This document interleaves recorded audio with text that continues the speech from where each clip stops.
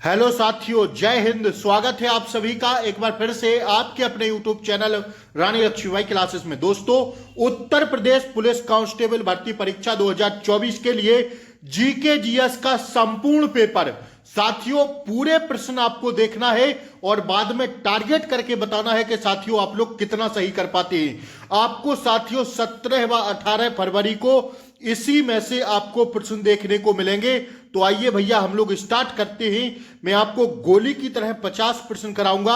आप लोग साथियों कॉपी कलम लेकर हाथ बैठ जाइए और बाद में लिखते चलना। बाद में जरूर बताना कि आज आपका टारगेट कितना रहता है। साथियों, आपकी परीक्षाएं 17 व 18 फरवरी को निश्चित कर दी गई हैं। तो अब ऐसे में साथियों बहुत ही प्रैक्टिस, जितना आप लोग प्रैक्टिस कर लेंगे साथियों उतना आप लोग सिलेक्शन तक पहुंच जाएंगे।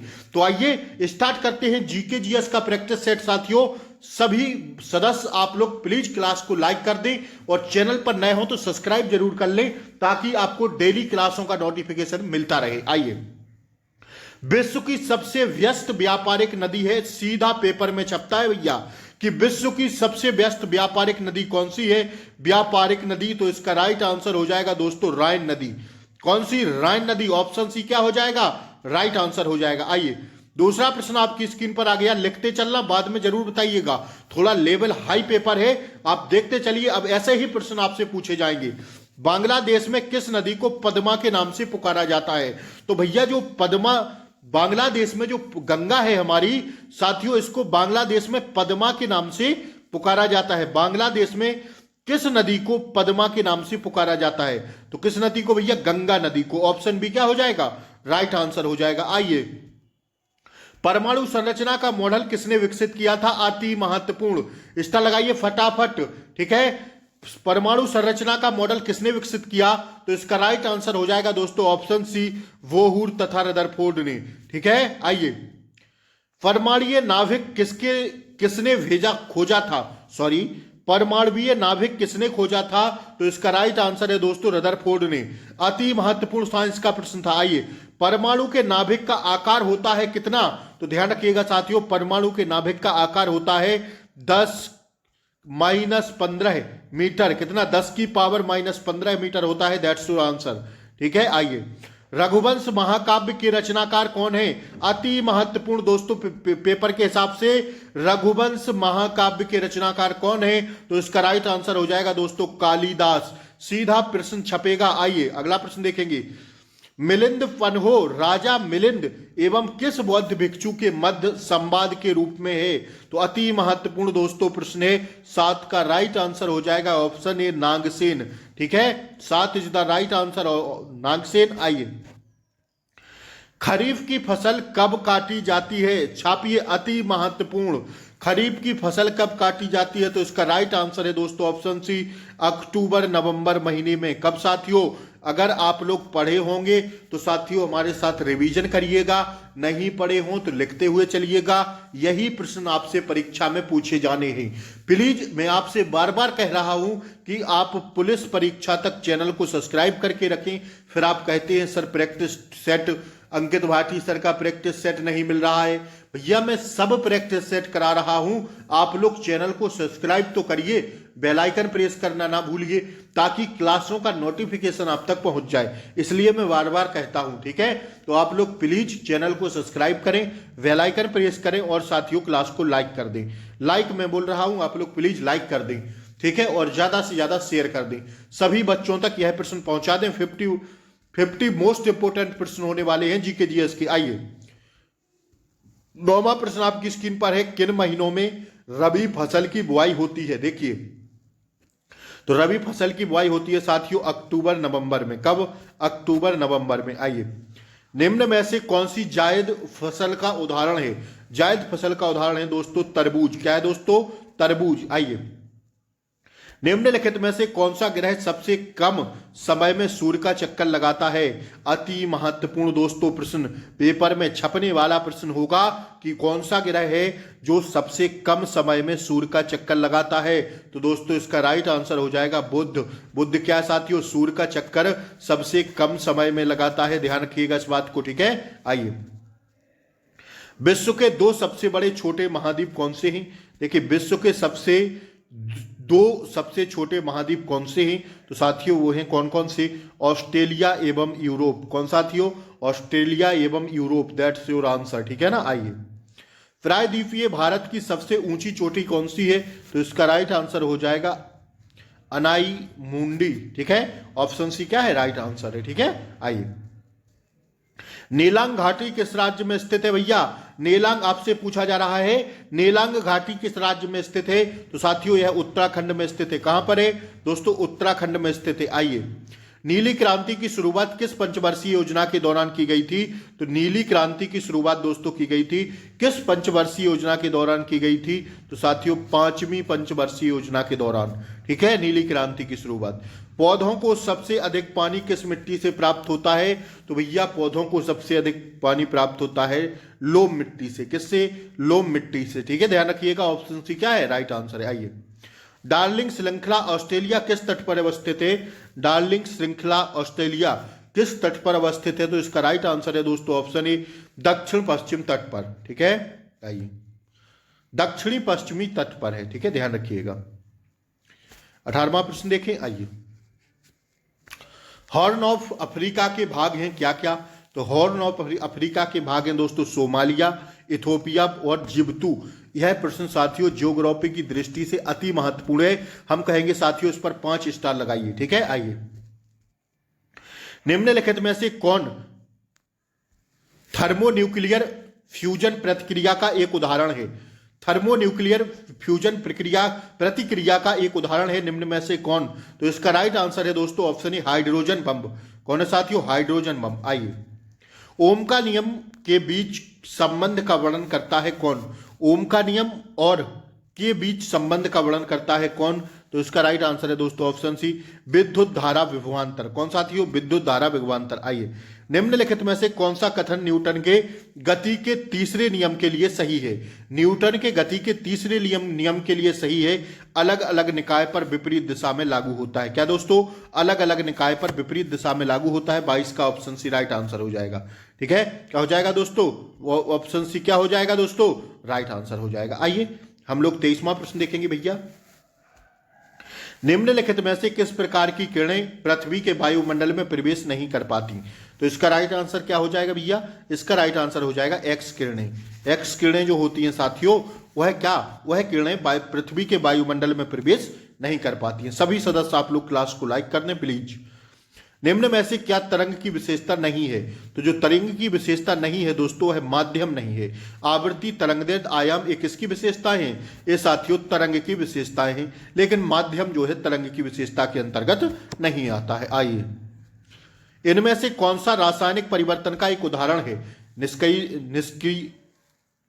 निष्क्रियकरण, आसवन, क्रिस्टलीकरण या ऊर्ध्वपातन? तो इसका राइट आंसर हो जाएगा दोस्तों ऑप्शन ए, निष्क्रियकरण। आइए, निम्न में से किसने यह प्रस्तावित किया था कि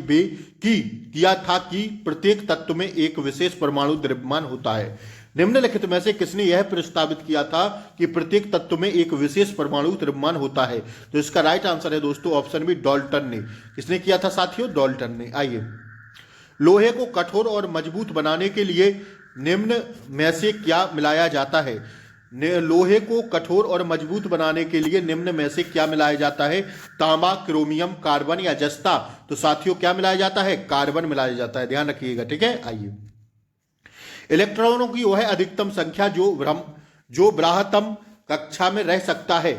ब्राह्मतम कक्षा में कौन रह सकता है? इलेक्ट्रॉनों की वह अधिकतम संख्या आपको से पूछा जा रहा है।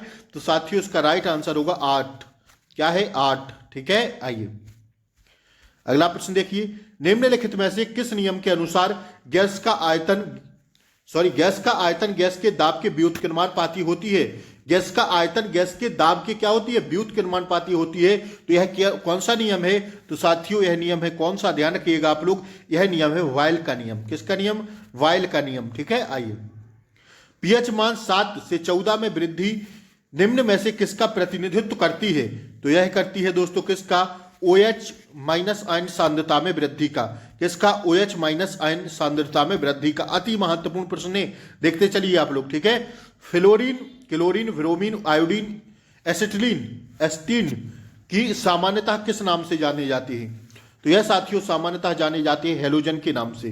किसके? हेलोजन के नाम से इन्हें सबको जाना जाता है। ऑप्शन ए इसका राइट आंसर हो जाएगा। आइए, निम्नलिखित 4 तत्वों में से 3 तत्व किसी ना किसी प्रकार से समान है जबकि एक भिन्न है, कौन सा तत्व है?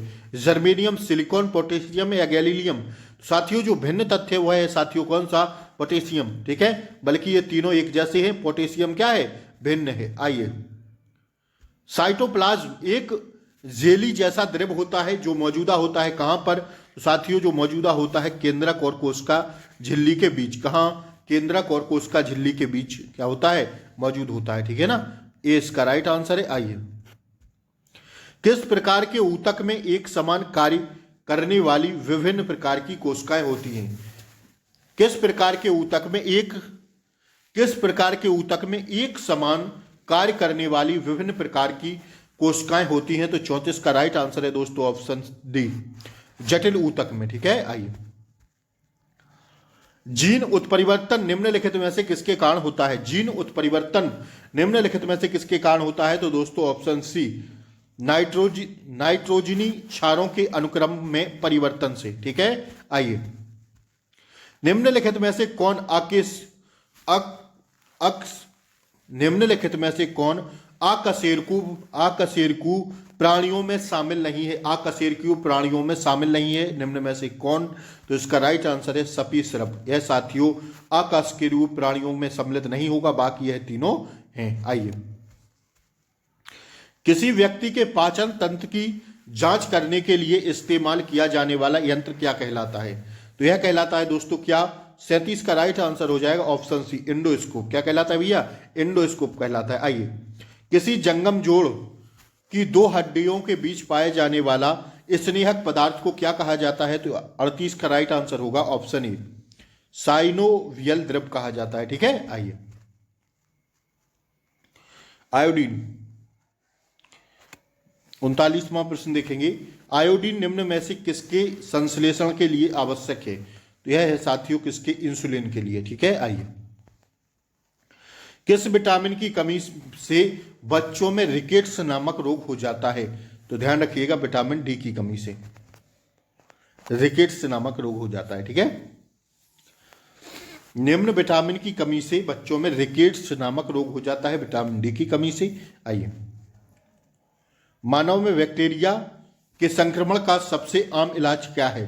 तो सबसे आम इलाज है एंटीबायोटिक्स। ठीक है, क्या है? एंटीबायोटिक्स ले लेंगे तो यह क्या है? यह साथियों मानव शरीर के लिए, मानव बैक्टीरिया के संक्रमण के लिए आम इलाज है एंटीबायोटिक्स। ठीक है, आइए, न्यायपूर्ण वितरण एवं समानता के साथ विकास किस पंचवर्षीय योजना में सर्वोच्च प्राथमिकता दिया गया? यह साथियों ऑप्शन बी हो जाएगा, 9वीं पंचवर्षीय योजना में। क्या न्यायपूर्ण वितरण एवं समानता के साथ विकास पर क्या पंचवर्षीय योजना में, किस पंचवर्षीय योजना में सर्वोच्च प्राथमिकता दिया गया? तो 9वीं पंचवर्षीय योजना में। आइए, भारतीय बीमा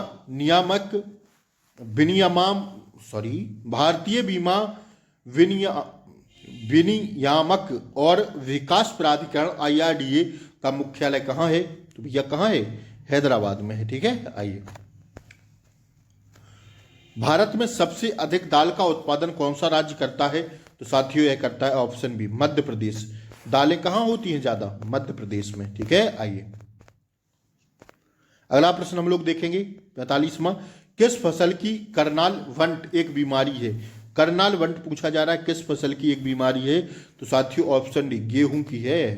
ठीक है, किसकी? गेहूं की। आइए, रबी फसल के मौसम में भारत में निम्नलिखित में से कौन सी फसल समूह में उगाई जाती है? तो यह उगाई जाती है गेहूं, सरसों व चना। ठीक है ना, आइए, पूसा सिंधु गंगा एक प्रजाति है किसकी? पूसा सिंधु गंगा एक प्रजाति है भैया, ये तो नदियों के नाम आ गए। यह किसकी है साथियों? तो देख लीजिएगा ऑप्शन डी, गेहूं की। किसकी प्रजातियां हैं? गेहूं की। ठीक है, आइए, निम्नलिखित में से मानव मस्तिष्क का वह हिस्सा कौन सा है जिसमें विचारों का संग्रह होता है? अग्र, अनुमस्तिष्क, मध्य मस्तिष्क या सेरिबेलम? तो इसका राइट आंसर है दोस्तों कौन सा? ऑप्शन है अग्र मस्तिष्क। ठीक है, निम्नलिखित में से मानव मस्तिष्क का वह हिस्सा कौन सा है जिसमें विचारों का संग्रह होता है? तो वह अग्र मस्तिष्क में। ठीक है, आइए। सोडियम का परमाणु संख्या 11 है तथा परमाणु द्रव्यमान 23 है। इसमें इलेक्ट्रॉन, न्यूट्रॉन एवं प्रोटॉन की संख्या क्रमशः क्या होगी? तो भैया क्या होगी? इलेक्ट्रॉन व न्यूट्रॉन व प्रोटॉन की संख्या होगी, क्या होगी? तो इलेक्ट्रॉन होंगे कितने होंगे दोस्तों? तो इलेक्ट्रॉन होंगे 11 है, न्यूट्रॉन होंगे 12 है और प्रोटॉन होंगे 11 है। ठीक है, तो यह क्या हो जाएगा? ऑप्शन डी इसका राइट आंसर हो जाएगा। ठीक है ना, आइए। तत्वों की प्रकृति को ज्ञात किया जा सकता है किसके कारण? तो साथियों इलेक्ट्रॉन विन्यासीकरण के द्वारा। ठीक है, इलेक्ट्रॉनिक्स विन्यासीकरण के द्वारा तत्वों की प्रकृति को ज्ञात किया जाता है। तो हमारे ये थे महत्वपूर्ण यूपी पुलिस के लिए 50 प्रश्न। आप लोग बताइए सेशन कैसा लगा? अच्छा लगा हो तो लाइक शेयर सब्सक्राइब जरूर कर दें चैनल को। ठीक है भैया, और साथियों अति महत्वपूर्ण प्रश्न थे, आप लोगों ने देखे, क्लास कैसी लगी जरूर बताएं। ठीक है, जुड़े चैनल से, रिवीजन भरपूर चल रहा है यहाँ पर, रीजनिंग हो, जीएस हो, हिंदी हो, कोई भी सब्जेक्ट हो। नमस्कार, फिर मिलते हैं अभी रात में 9 बजे हिंदी के साथ। तब तक के लिए जय हिंद, टेक केयर, बाय बाय, नमस्कार। नमस्कार साथियों।